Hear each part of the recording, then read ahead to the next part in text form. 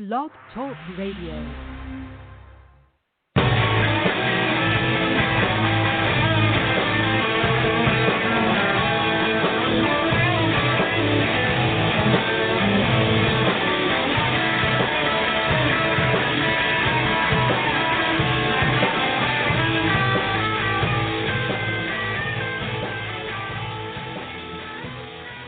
Hey, everybody.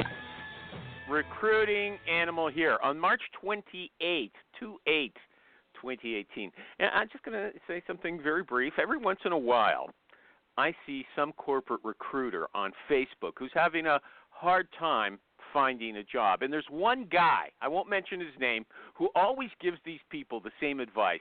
He says, call around to companies and get a job order and work on it and do that until you get a job with another company as a corporate recruiter. But I was speaking to somebody about that yesterday, and she said, hey, that advice makes sense, except that many recruiters are really bad at business development. They can recruit just fine, but they can't bring in the business. And I had to wonder why that was the case. I mean, here's what I think. When you're a recruiter, you're calling someone up with something that you want to give away for free, okay? But when you're trying to sell your services, you want the company to give you something. It's the only way I can figure out this psychological problem that these recruiters have. You know, I'm not 100% sure that I'm right. But, you know, I used to do some work with a guy who came out of Korn Ferry, big company. He told me that the researchers there were the lowest people on the totem pole. The people who really count are the people who bring in the business. And to me at the time, I thought it was funny because I've always thought that the person who sources the candidate and makes the initial contact and does the pre-screen has done 90% of the search. To me, the relationship manager is not much different from a greeter at the Gap or Walmart. You know, he's someone who's good at sucking up to the client, holding his hand. But I guess, you know what? I'm wrong. Recruiting Animal is wrong because being able to bring in the business is obviously not something that very many people can do. So that might really be, to my surprise, the most valuable skill in recruiting. And now, Jerry, what show the is Recruiting this? Animal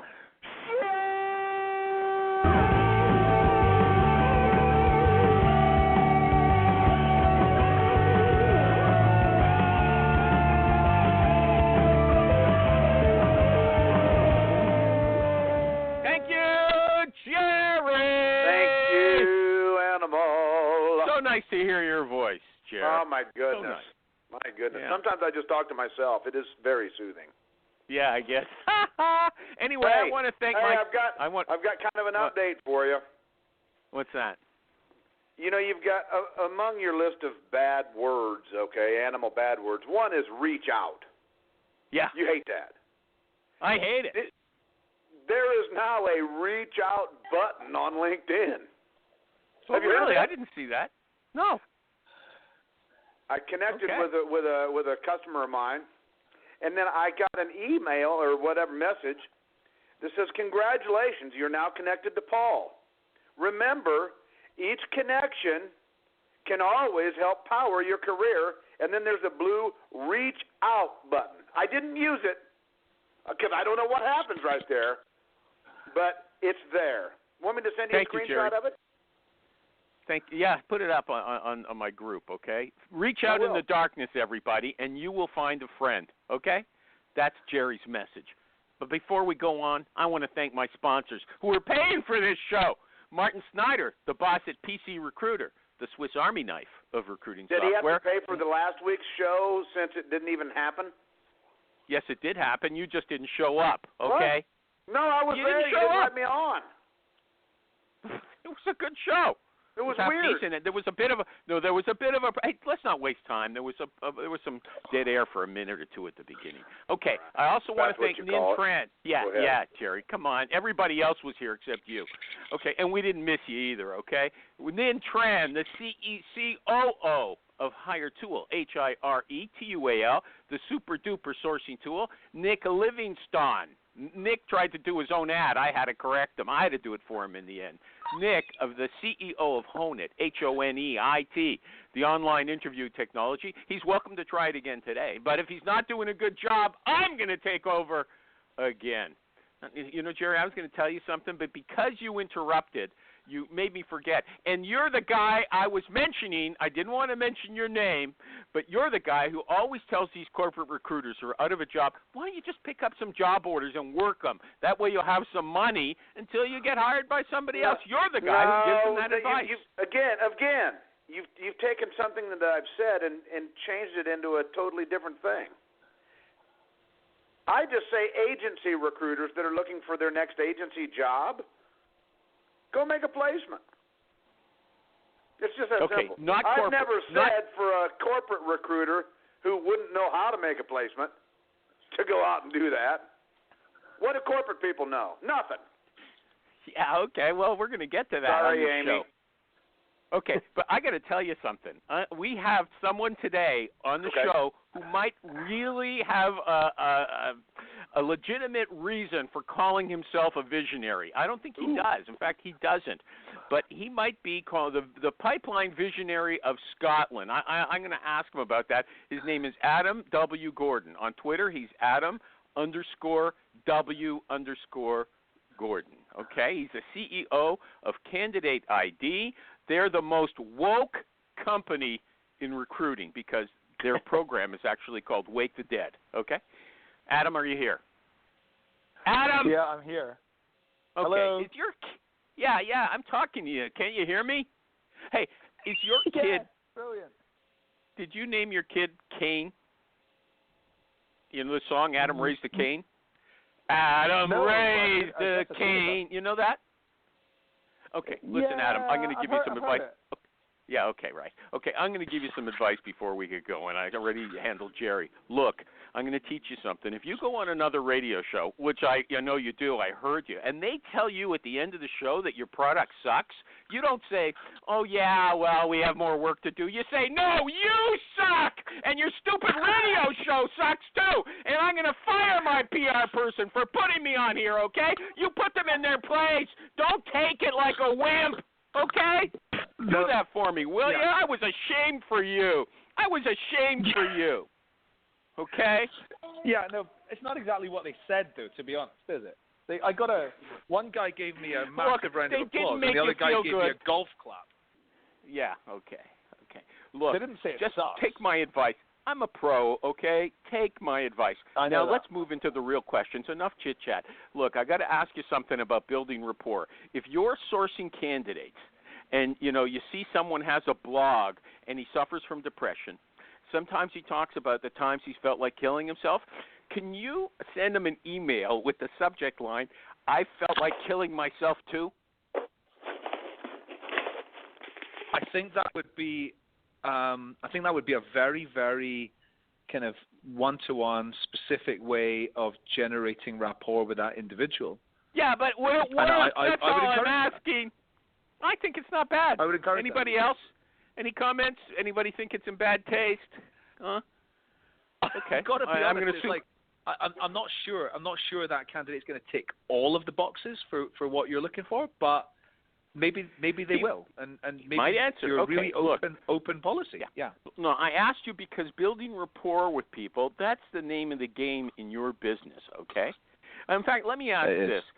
Could we legitimately call you a visionary? Because you saw that there were all these other companies doing, I guess, sales lead generation, automated sales lead generation. And you woke up one day and said, hey, why not do that in recruiting?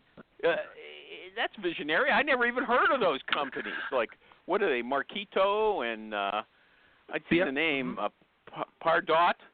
Is that how you say it? Yeah. Pardot or Pardot, Marketo, Infusionsoft, Sales Fusion. They, from what I gather, they give sales reps a constant stream of warm leads derived from the info they grab from people who visit the company's website, especially their pricing page and their product specs. So they can even tell from where the person went on the website who's the most interested. So you knew about that, and you said, let's do it in our business. Is that what happened?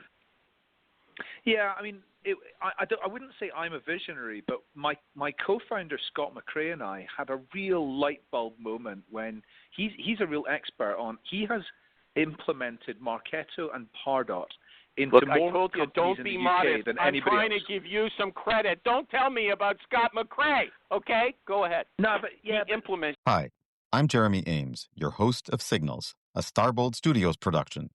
I'm taking bold ideas and real challenges submitted by leaders like you and turning them into powerful conversation with actionable results.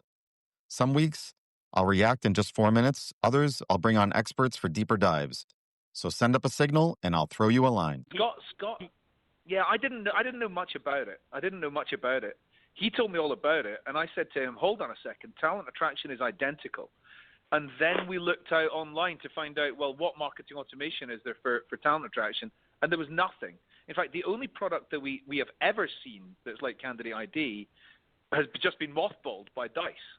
So nobody's done it yet. I wouldn't call myself a visionary. It's just it was Scott and I had a good idea. Okay. Now, according to you, Adam, there's a lot of stupid companies out there because this is what you say. They have millions of people, millions in their databases, these big international firms, and yet they keep spending money recruiting the same people over and over again without trying to use the people they already have. Am I right about that? These guys are dumb. Am I right about that? Yeah, there's two ways of looking at it. The first is they're dumb or they're stupid and they shouldn't be employed. The second way I is look they at just the alternative way, which is actually the way I look at it, is they just don't know what they don't know. So they don't know there's an alternative way of doing it. People tend to do things the way that they've been trained by their boss. And their boss tends to have been trained by somebody who grew up in 1980s recruitment. So, you only learn new things by going out and proactively looking for new things. And most Are you people saying don't do that it. Jerry is a dinosaur? Are you saying Jerry's a dinosaur? I didn't I'm say Jerry, that, but by the one- way, and I'm not a dinosaur. Yeah, Jerry, okay. one But thing Jerry, I can he, say to you. I'm fairly athletic, actually. he said I something know what about the LinkedIn ages. reach Oh, out they button grew does. up in the 80s. They're stuck in the mud. Okay? That doesn't, just because you're over 40 doesn't mean you're ancient history, okay? Though Jerry's my alive band and did kicking. learn a Loverboy song just last night, so I guess I'm slightly guilty of being stuck in the past. Okay. Can I for tell your Jerry crowd. what happens with the LinkedIn reach out button? Go ahead. You press the button, and then a hologram of your hand comes out through the other person's laptop in a handshake motion. Can you do that with anybody, or just the ones they suggest? Just the ones they suggest. Well, that sucks. Is that you know what? That could create a Me Too offense. That could create a Me Too offense if you don't watch your step. Hey, what do you say? That's ridiculous. Okay. Ridiculous. Look. Okay, Adam. Okay, if they're not stupid, and you just said they don't know what they don't know. You've been in business over a year already, and it sounds like these Fortune 500 companies are not beating their way to your door yet. I mean, really, 50% of them should be signed up already if what you're saying is true, that they've got millions of good people on their databases, okay? But I'm going to tell you something. We had a guy on this show last week, Jimmy Ellis, and he said that 80% of corporate recruiting is posting mediocre-assed job descriptions. I'm quoting. I don't talk like that. Mediocre-assed job descriptions on a job board and hoping to God that it will get people to apply. And they're sourcing 200 people just to make one hire. So he said, this is what he says. He's talking directly to them. You are spending 99% of your time generating applications that you literally throw out the window. They're no good. So you're saying there's tons of valuable diamonds in these applicant tracking systems, and he's saying that most of the people they bring in are garbage. Which is it?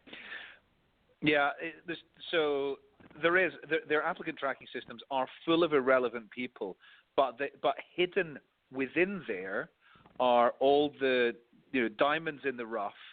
And you need to know which diamonds are ready to get on your finger. So he's right and I'm right. It's two different things. Yeah. You know, you need a little more edge. I didn't notice that you were so mild-mannered the last time you were on. Okay, just take the You advice couldn't hear I me gave because I you was at the airport. Yeah, okay, but what about the time before that? Okay, so here's what I'm going to summarize what Adam does. Okay, you've got all this, you know, these people on, millions of people on your, and you correct me as I go. You get millions of people in your database. You're not using them. So what you guys come in, a candidate ID, you come in and you take batches of them and you send them emails. And you offer them access to a white paper if they give you some information about, like, their, I don't know what you're asking them. Yep. And you'll tell us in a second. And then the ones who respond, that means those are still alive. And then you start sending them stuff, right, after that. And if they click on it, you know you've got a fish on the hook. And depending on what they click on in the information you send them, then you know how hot that fish is. So if they just click on information about their industry or about their profession, that's someone you want to keep in your pipeline. But if they click on your company website or your career site and stuff like that, you know, oh, this is somebody you should really pay attention to. And you score that. You give them scores based on what they've clicked on. And when the person gets a high enough score, you pick up the phone and call them. Is that basically it? Do I have it right? Yes, although it is basic. So it's not just email. You can send them stuff through Slack or through WhatsApp or through text message or other channels. And then from then, basically what you said is correct. But the key thing is, what you need to do is you need to be able to quite quickly understand. Animal likes emails. Jerry likes text messages. Adam likes WhatsApp. So once you understand that, you get the message in the right channel for the individual. And but how do you figure that out? Like the first time you don't know anything about these people. You got 1,000 resumes, okay? And aren't you going to send them all emails the first time around, or yes? Like how do you know which platform to use the first go? Email first. I'm always email first. Every single customer that's using Candidate ID, which you're right, it's not half of the Fortune 500, but it's 5 of the Fortune 500 in the first year, so not bad. The email is the highest performing channel, always, with every single group. So you send them all emails. So what you do is you send Animal an email. Animal opens the email and then goes and looks at some content. You know what he's looked at, so he goes into a stream for future nurturing based on what he's looking at. Jerry future nurturing, I like that. Yeah, so Jerry doesn't open the email. Jerry gets the same email 3 days later with a different subject heading. Jerry opens it the second time. Jerry then goes and looks at some other different type of content. He gets streamed into a different stream for different types of content and different kinds of future nurturing. Adam doesn't open the email. He doesn't open it the second time with a different subject heading. He does open the text message and then goes off and looks at some stuff. Everything Adam gets from there is by text message. Hold on a second. That's the automated but you said, nurturing. So the second and third time you're sending text messages as well as emails? Is that what, you know, if you don't respond to email, then we'll hit you with another email and a text message? Is that what's happening? No, first time email, second time an email with a different subject heading, third time text message. Uh-huh. Okay? And where does WhatsApp come in? You're just going through a process. When do you get to WhatsApp? You're just going through a process. Well, that could be the fourth. That could be the. So you could. I mean, if you send them a text message, you can send them a WhatsApp message because you've got their number. So, Adam, you brag. This is part of your brag. That you don't want to just, you know, you're looking for a sales rep. You know you've got 100,000 of them in your database, so you grab 2,000 of them. You're against blasting everybody with the same information. It's too impersonal. It's not going to bring anybody in. But the first time you approach people, that's really what you do. Am I right about that? Come on. It has to be at the beginning. But what you need to make sure you do is on the email you send them, or if it's through text message or WhatsApp, the link, the first link, takes them to a landing page with multiple options for things to go and look at. Based on what they do from that first email or that first landing page, you then know something about them because you know if they're only looking at technical things, they only want technical content, so keep sending them technical content. If they're looking at skills, send them skills content. If they look at your career site, send them employer brand stuff. If they look at a job and let's get to the punch. I want to get to the punchline before I go to an ad. Okay, and so here's your biggest boast, that if you get people responding to this information, you can identify the people by what they click on. If they click on jobs, for instance, those are the people who are most interested, most ready to move, and you can make a short list out of them very quickly because you know who they are already, just from the automated emails. And so you can go 60. You say it cuts 60% of your time to get to a short list, 60% off the time because you know who's ready to move. Is that correct? Most importantly, you know who is not ready. So you're not cold calling people that don't care about your job description. You're only picking up the phone to the people who, for example, have looked at the job description, but they haven't yet applied. So the conversation goes like this. Hey, Animal, I want to talk to you about this opportunity. Animal says, oh, well, that's funny. I've been looking at the job description. I didn't apply because I don't know what the salary is. And I go, well, that's great because it's between $50,000 and $60,000. What do you think? And you go, it's not for me. Or, yes, it's for me, based on that. So the amount of people the recruiters are able to but what you're doing, and I want Jerry to help me with this. Jerry, I want you to wake up and listen for a second. You're taking away, and maybe you don't need it, but you're taking away all those people who don't click on anything, whatever. You talking to me, Animal? Yeah, I want you to wake up and listen to what I'm saying and help me if I need it, okay, on this. Oh, okay. Because you're a salesman, Jerry, and so you got these people who aren't responding. They're not looking at anything, okay? Those are people who might be good for the job, and if you phone them up, a recruiter's job is to sell them on it. Say, oh, I'm not interested in moving right now. I'm happy where I am, okay? That's what the recruiter does, says, no, you're not happy. You could be a lot happier. I'm going to tell you what happiness is. That's what a recruiter's job is, right? You just want to sideline all that, don't you, Adam? Do you agree with me, Jerry? That's what a recruiter's job is if they are not using candidate ID. So you believe, why waste time selling people who aren't already sold? That's your message, is it? If you've got thousands of people on your database, make the technology do the heavy lifting. Make the technology nurture them on personalized at scale. I like it. I like the idea of it. Already. But it might give you, 0.5% of your entire database showing some kind of activity. So great. Once you make that one phone call a week, you're still back to doing what we do, which is, it's not like it's going to load your pipeline all of a sudden. Wow, look at all these people that are out there looking around just bypassing the Apply Now button on our site. I mean, there's still not that many people. I totally agree with Jerry. Totally agree. I mean, I think that we're all looking, again, and I've said this before, for the quick fix, and there really isn't. And my son, who's a millennial, again, I've said this before, would rather get a phone call than a text or an email. Oh, he would? My son would rather not get a phone call. Uh-huh. Really? Yeah, I've been paying for these cell phones for these kids for years, and I still don't think they answer a call from me ever. If you're getting one candidate per week from doing this, from you, then it is definitely not worth the $4,000 a month that you will pay for it. And your content is terrible if you're getting one candidate per week.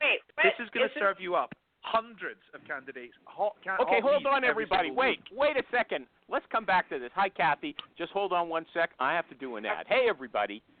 Recruiting Animal here. Jerry tells me not to do that, but I want to. Recruiting Animal here for PC Recruiter. I kind of like it. Okay, thanks. The Swiss Army knife of recruiting software. PC Recruiter, I've told you for a few weeks, and I'm going to tell you for a few more weeks. They recently celebrated their 20th anniversary, right? And they're not slowing down. Somebody else I know celebrated an anniversary. Kathy Manis, who just talked on the phone, she woke up from her coma, I think, a year ago. Am I right, Kathy? The first one 2 years ago. Yeah, okay, but I saw you put up your picture. I saw you, but don't contradict me. I'm saying something nice for you. She's well, back. I know, and you know what? I so appreciate that. I don't feel minimized today. Thank you. Good. If anybody knows about your comas, it would be Animal, not you, Kathy. Yeah. Okay. Okay. Let's get back to the app, okay? PC Recruiter, they've been around for more than a year, 20 years, and they're not slowing down. I got the proof. They won an award, like the People's Choice Award of recruiting software. You have to be a real customer. You have to write a real review to even enter the voting. Your mother can't vote for you 100 times, okay? And so who won that contest on recruiting software? PC Recruiter. PC Recruiter. So I think you're going to like them, too. They're certainly worth checking out at PCRecruiter.net. PCRecruiter.net. See what the people say. Thank you. Back to the show. Who was speaking last, Adam or Kathy or Jerry? Adam, back to you. You're the guest. You get first. The way Maureen, I'm not don't saying. groan.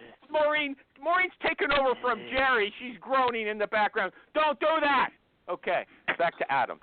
Adam, I'm not saying this replaces the concept of picking up the phone. Can you talk louder? Can you put your mouth near the phone receiver, please?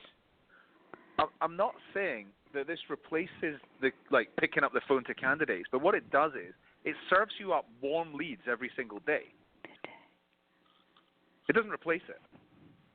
Okay, Jerry. Do you want to fight with them, or is it over? Okay. I can keep going if you like. I mean, picking up the phone. If you've got like 100 candidates, picking up the phone to every one of your 100 candidates is going to take you all week. If you know which ones are hot, you get to shortlist 60% faster. The stats don't lie, and that's what our customers are telling. Oh, okay. But what I said is that even if 50 people respond, in those 50 people who don't respond, there might be some really good people there. You're saying why waste your time with them at this point if you got better leads? Okay, but there's still a lot of people. Go through the 50 who are responding first. Yeah. And because they're the hot leads, you know that they're ready for a conversation. And if you don't get your shortlist from that, then you got to do a lot more heavy lifting, and you got to pick up the phone to those other 50. But we're not really talking about 50 candidates here and there. We're talking about companies with databases of 10 million. You know, this is about really aggregating like thousands and thousands and thousands of people, not 50 here and 50 there. Okay. You know what Kathy said about her son. So you don't really ask people if they're interested in getting a phone call. You never ask them, hey, do you want us to give you a call? You never actually say that to them, right? Yeah, you decide when you could do. Yeah. Yeah, absolutely. Well, click a button. Press this button and press this button to schedule a call with us, and one of us will call you. Absolutely. I think that's a great option because Kathy is right. Some people love to talk on the phone. I love to talk on the phone. I know people in my very close family who do not like to talk on the phone. So everyone's different. You've got to cater for the full suite of different communication options, not what you prefer as a recruiter. They want. Excuse me. Don't you think that when you get a person on the phone, in terms of time efficiency, you can get so much more knowledge rather than waiting back and forth for emails and texts and having to, follow up on that and put it in your tickler file or whatever. I mean, a direct phone call may take a little bit more time, but you're going to get a lot more information out of that than an email. Sometimes. Yeah, I agree with that. Supposes that they Adam, want to have most people, or Jerry, most people don't want to talk on a phone. Yeah. Some do, some Nobody don't. heard you because I'm talking over you. Hey, how is a candidate ID different from a CRM? I know that I'm feeding you. I'm lobbing you a question that you like to answer. Go ahead. Tell us the difference. Well, it doesn't do 90% of what a CRM does, but the one thing it does is track the candidate's interactions across your content online. And a CRM does a very, very basic version of that. So it's tracking a much, much broader digital footprint. And the scoring model, which does not feature in a CRM, is a balanced scorecard that enables you to filter the people by their engagement. So the thing that it's doing is the nurture that it's doing. There's no CRM that does anything like the sophistication of nurture that Candidate ID does. And nurture, to take up Jerry's point, is feeding people information they want on a regular basis. That's nurturing a candidate. Through the channels they prefer, in the formats they prefer, on the days of the week and the times of the day they prefer, based on their behavior. So it's learning their behavior. Yeah, I think you compared it to Amazon. Amazon says, based on what your history is, you might enjoy these books as well, right? So based on this person's click history, you assume that if they click at 3 o'clock in the afternoon every day, that's when they have their break, and that's when they want to get stuff. Am I right? Yeah, I mean, I've not compared it to Amazon, and it's a slightly different thing because that's there's some overlap in the technology, but it's not quite the same as that. But the principle is exactly the same. Same idea. I didn't say it was the same technology. Don't quibble with me, okay? No nitpicking here. Yeah. Okay. Let me do another ad. I've been so excited to talk to you that I've. Do you eat haggis for supper on a regular basis? Life is too short not to work on solving cool problems with interesting people, and recruiting allows us to do both. I'm Brando, host of the Rebel TA podcast, a show where we share stories with people and talent leaders who are on a mission to empower the candidate-employer relationship in the future of work.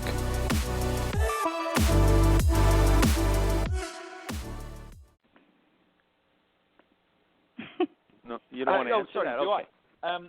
Yeah, no, who am I talking to? I'm not talking to Kathy. She doesn't eat haggis. I know that. Okay. Hey, everybody. Yeah. Once a fortnight. Okay, good. Hey, everybody. You have a canned haggis. Must look like dog food. Hey, everybody. Recruiting Animal here for HireTool. HireTual. You know what the HireTool is? It's the super duper sourcing tool. You tell it what you want, right? And then it writes the search strings for you. Let me elaborate on that.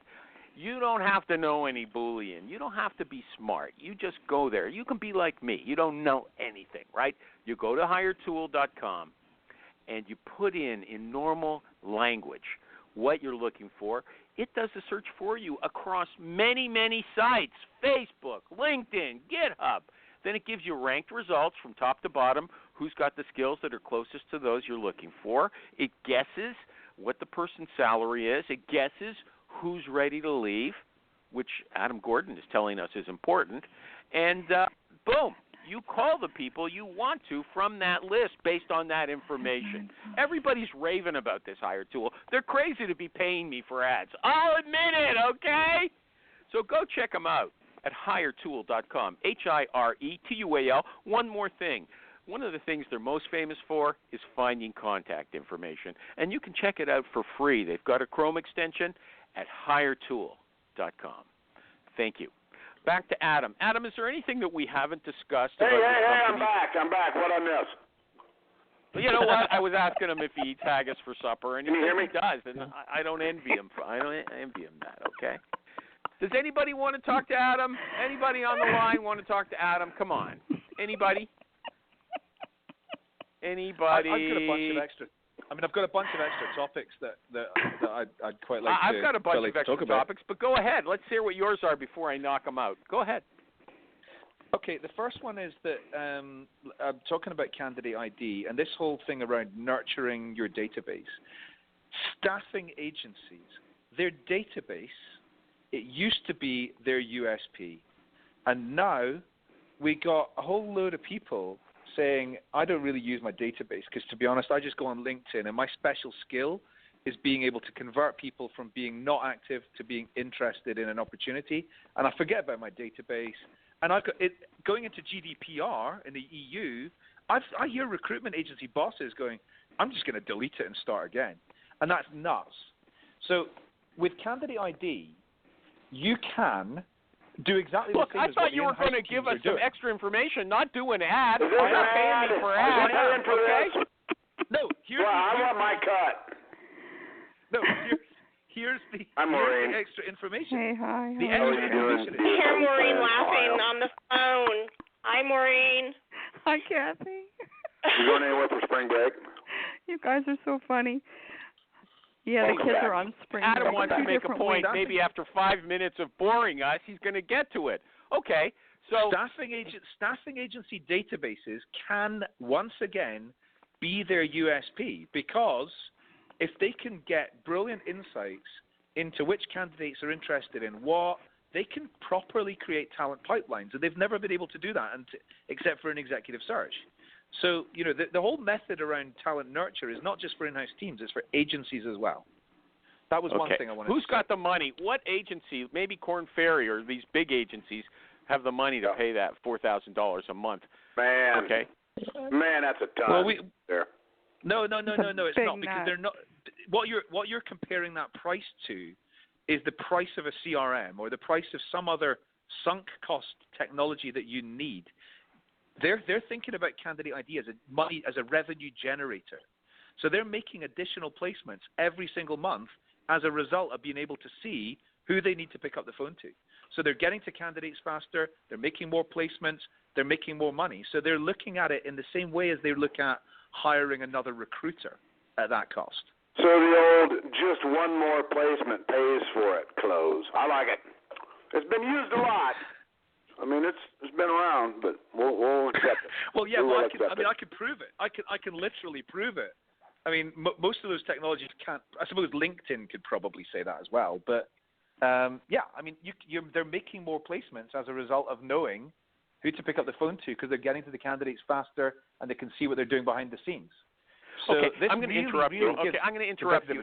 We got the message. Okay, no two-bit operation like Jerry's or me are going to spend that kind of money. You need a much bigger recruiting firm I don't even know a network. corporations that would spend that much money. That's an awful lot. I mean, I don't think it is for these. Look, hold on a second. Adam says that if you're a recruiting leader and you're working for a company like Deloitte, you're going to want to have everybody on that pipeline list, on your mailing list. I can tell you my manager would not approve that. If anything, they may buy, if anything, they may buy one license to share. Just let me finish, Kathy. He says if you're at Deloitte, you want everybody in your pipeline, every employee at PwC, every employee at Ernst & Young or whatever they're called now, okay?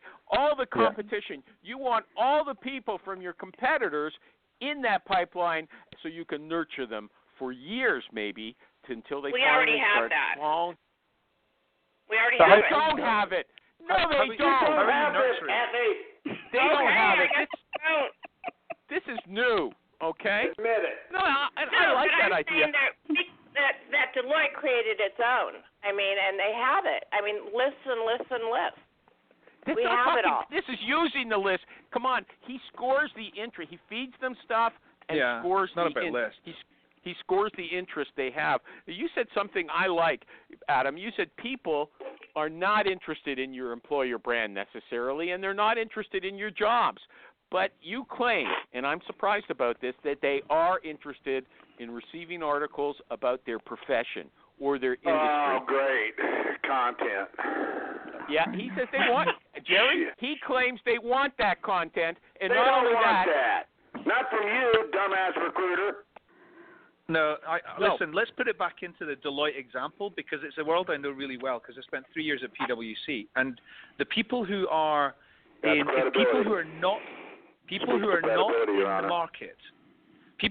the market, if they're working at PwC, they don't care about Deloitte's employer brand at all, and they definitely don't care about job descriptions. But what they do care about, if I'm a tax consultant, is if I'm getting stuff from the head of tax at Deloitte, which is about the latest skills I need, how that person made it to the top, how to get ahead in my career, I want that stuff. And people want things that are going to help them get ahead in their career from a really credible source and somebody who might be their future boss and somebody whose job they want in the future. So it's absolutely true. When they start to become interested, that's when they want to look at the employer brand. When they become very interested, that's when the employer brand's now irrelevant, and actually the Glassdoor is more relevant.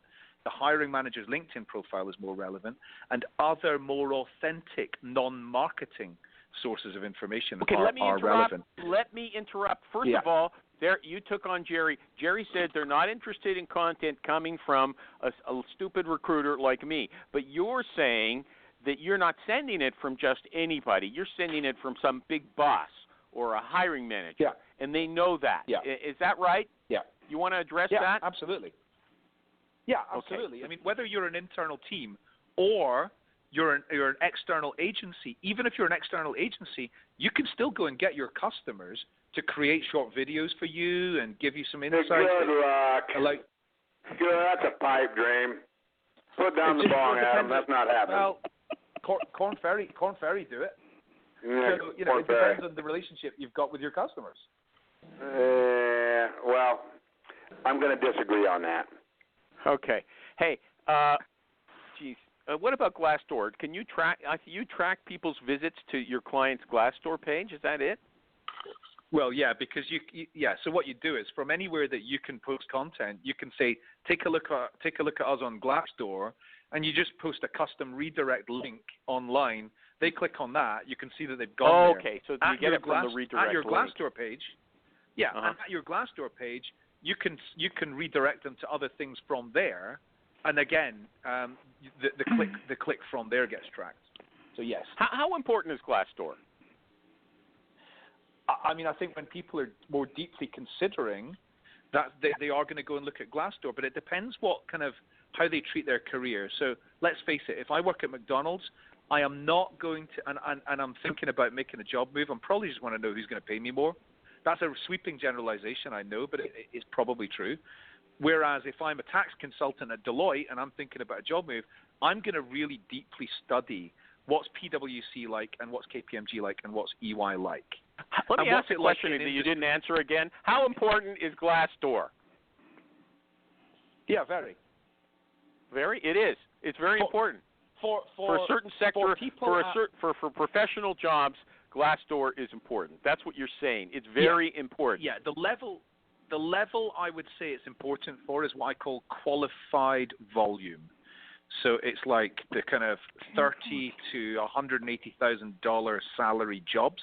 That area where it's below exec search, but it's above like proper kind of call center type.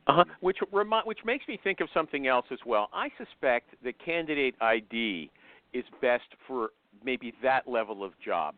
The really senior jobs, are those guys reading content, VPs and stuff like that? Nah.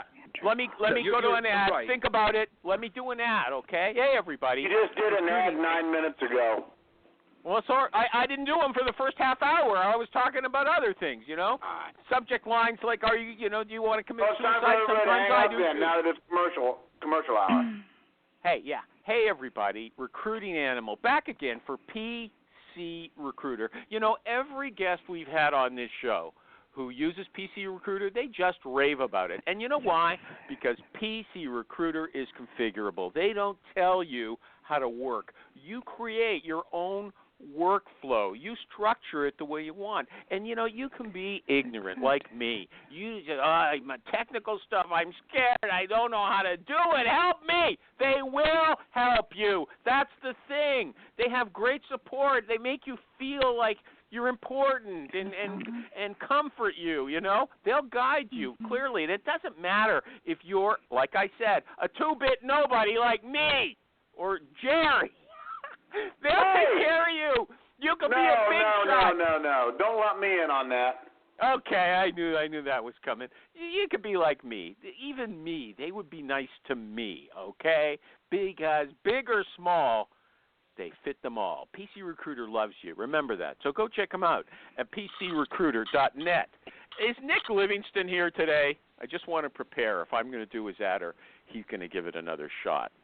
Okay. You had Nick Livingston on your show, right? And he was feisty. He was feisty. I couldn't believe it. He came on here last week, and I said, try doing your own ad, and he mumbled his way through it. I had to take over. I was embarrassed. So, gee whiz, he let me down, but he was great on your show. Okay. So he was great on your show. Animal. Oh, you're here. Okay, I'll call you up and when I'm ready to do your ad in 5 minutes, I'll bring you back. But I'm sure, just try practicing in your mind for the next few seconds, I'm going to show them. Okay. Hey, Animal. Yeah. Yeah. Do any of our show sponsors need a spokesmodel? I'll give you their email addresses. Okay. Spokesmodel? I'm branching out a little bit. And I think I've got a few more good years in terms of my modeling potential. I've lost 11 pounds.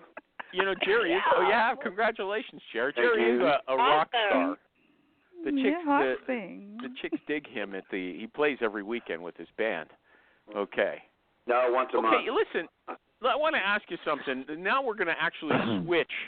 We're going to switch gears, Adam. If you were a third-party external recruiter with a small team, either working on your own or with two other people, let's say, how would you do business development? You're a businessman, okay? Before you're a candidate ID guy or anything else, I read about you. You are a businessman. How would you do business development?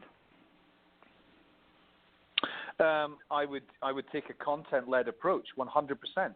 I've recently met a guy called Joseph Mullings, who runs a company, a staffing business in the USA focused on med tech, called the Mullings Group, and his business there's 12 people in the business making an insane amount of money, and they've got a digital strategy which is all about building a following of candidates, and companies come to him because he knows that they've got this magnetic kind of following of candidates, and it's all about sharing useful stuff.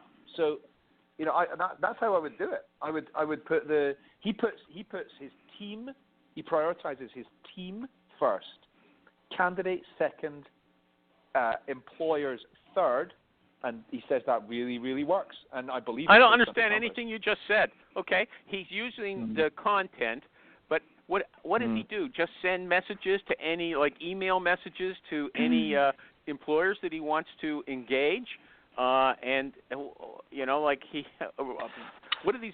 What are you saying? Come back and say it fast. He's basically turned his business into a community. So he's turned his candidate database into a community, and all of the potential customers in the market he's in. So being niche, I think, is important for a start, so that people know your name, and you know they talk about you, and you get a network effect. But I think that if you can generate an amazing following of candidates, that's the best business development that you can do, because the hiring managers will all find out. The HR teams, they all find out. I mean, if you're going to do something that's a bit more basic. How do you do that if you're too poor to buy candidate ID? And even the candidate ID, do you guys supply the articles? The clients have to supply the content, right? You just, you know, distribute it for them and grade the response. Yeah, that's not. I mean, I'm not even saying using candidate ID. There's other things that you can use for your business development. They'll probably do something quite similar. That'll probably be cheaper than that.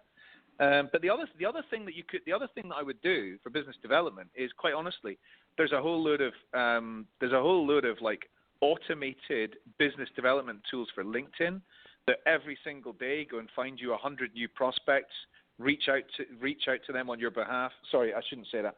Send them an invite to connect. Thank you, Adam. I'll remember that. But hold on, but doesn't LinkedIn kick you off for using those Duck Soup and stuff like that? Don't they put you in LinkedIn jail? Yeah, but there's a whole lot of ways that you can do it, and you're less likely to get found. I mean, I'm not formally advocating that way of doing things, of course, and I'm not saying that I do it. LinkedIn. Okay, but you think sending? What about just doing it? What about finding managers on LinkedIn and sending them messages? You think that's going to get jobs? That doesn't sound too promising to me. Jerry, let me bring Jerry in here. Maureen, do you notice how spray and pray. Maureen, you notice how Jerry's phone service has degenerated? I'm sick of hearing that, dude. Seriously, why do you keep saying that all the time? Your phone service is always stuck. I feel bad, okay? I care, Jerry. I care about phone quality. You know that. Yeah, I can tell you care by ridiculing me on a global scale. I'm crying for you, Jerry. I'm not ridiculing you. What do you think about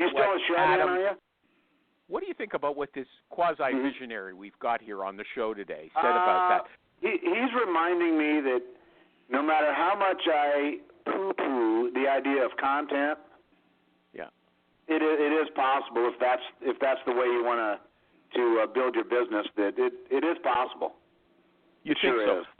Let's come back to that. I just don't see a typical, talk to people, make presentations all day kind of recruiter. I don't see making that switch. It's a different focus. Okay. Somebody has to do that all the time versus can you traditional go on recruiting. LinkedIn? Can you go on LinkedIn and target? Can you go on LinkedIn and target hiring managers and send them these links to content and expect them to start being impressed by you? Is that no? Before we answer that question, let me bring Nick Livingston in and do his ad. Nick Livingston, are you there? Nick, please answer now. Animal, you're much better. You're much better at the ad than I am. This is Nick. Okay, we'll do it together. Hi, I've got Nick Livingston on the line, okay? His company, he's the CEO of Honeit, Honeit. And the website is honeit.com. Am I right, Nick? Say yes. Loud. Yep. Yes, that's it. Okay. Now, see, when you were on Adam's show, you were feisty, you were aggressive. With me, you're not showing me that. Come on. Okay? Now, here's what happens. You correct me if I say something wrong. The candidate and the recruiter dial into the interview just as they would call ordinarily to have a conversation. The only thing is it's recorded. So you come away with an audio recording. And even better than that, the audio recording is automatically transcribed. It's turned into text you can read and that you can search for keywords. It's fantastic, right? So you don't have to worry about taking notes. You don't have to worry that you didn't hear every detail. It's there for you, and you can share that information with anybody on the hiring team. They don't have to call the candidate and ask the same questions over and over again. It's there for them to read. They don't even have to listen. When you got a special question, you press a button when that part of the interview starts. When you're finished that part of the discussion, you press another button. It ends. You have a clip, a highlight that you could send to the hiring manager. Hey, listen to this. That's the knockout question. This is how the candidate answers it, right? Okay. And the good thing about it. That's it. That's in a nutshell. That's it. You want me to stop now? Okay. Simple. No. Simple. Hey, everybody. There's Nick. Say hi to the people in the radio land, Nick. I'm glad that you called. Say hi, everybody. It's Nick Livingston. Okay. And he's the Nick CEO Livingston. Cheers. of Honeit, Honeit.com. Check it out. Thank you, Nick. Thank you, Honeit. Okay. Back to Adam. Thank you, Nick.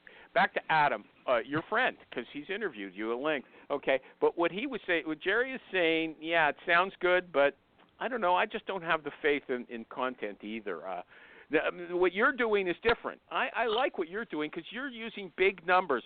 You're using such big numbers, Adam, that even if 90% of the people don't respond, it doesn't matter because you've got enough in that 10% to have a workable number of people. But if I'm just sending out these messages on LinkedIn, I don't really expect people to even reply to me. Am I just too negative? I don't know about you, but I don't know very many people that are hopeful about the world of work. And I'd like to change that. My name's Marcus Mossberger, and I started the Hope at Work podcast, where you'll find two things. Number one, really interesting guests. And number two, innovative ideas about the future of work. Check it out. I mean, yeah, well, no, you're not negative because that's spray and pray.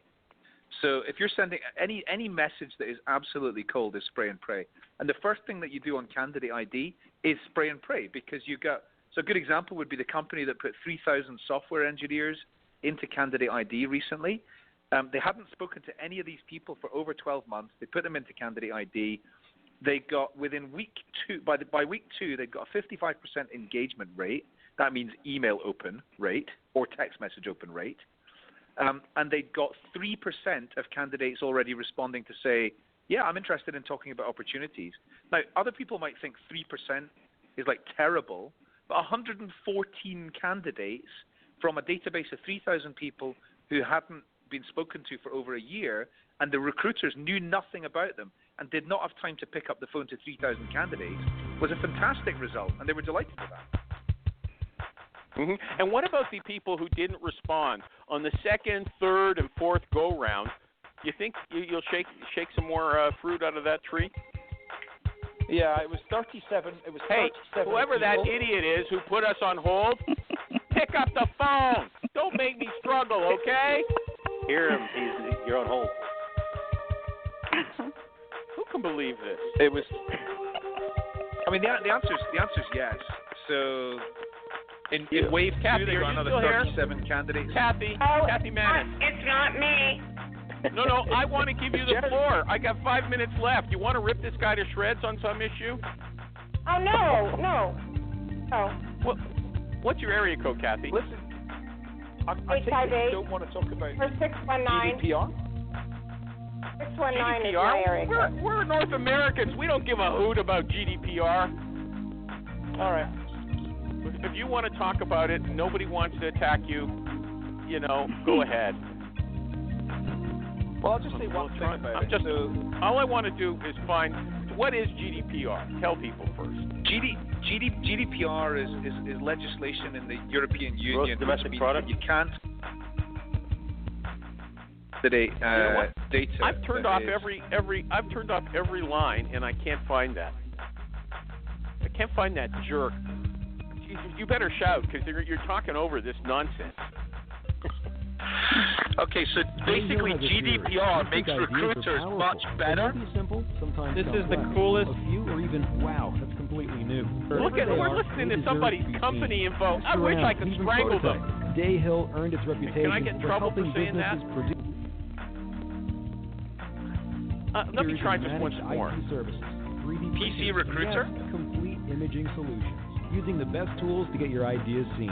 That's how you work smarter. That's Dayhill. Learn more at dayhill.com. Dayhill, you know what it is? It's Michael G. Cox. It's Michael G. Cox. Shame on you. It is never losing sleep that you'll lose all your information in the cloud. That's a real spray and pray way to get your connected. He's wrecked the last 5 minutes of the trying show. to figure out what went wrong. What area code system. is Texas? No matter what it may be. What area code is Texas? Dayhill's managed IT as your business. Depends where it covered. is. 512-972. That's Dayhill. Learn more. I don't know. I've turned off every line. I've turned off every line, Maureen. I can't do. We're finished. Adam, I don't know. We can't talk over this. It's ridiculous. I like Michael G. Cox. But can I ask one question about your sponsor, PC Recruiter? 3D printers from Dayhill let you build prototypes. It's a good thing he's not in the room here with me. Adam W. Gordon, I've enjoyed having you on the show. Kathy Manning, Nick Livingston, Maureen Sheriff, Jerry, but not Michael G. Cox. Thank you!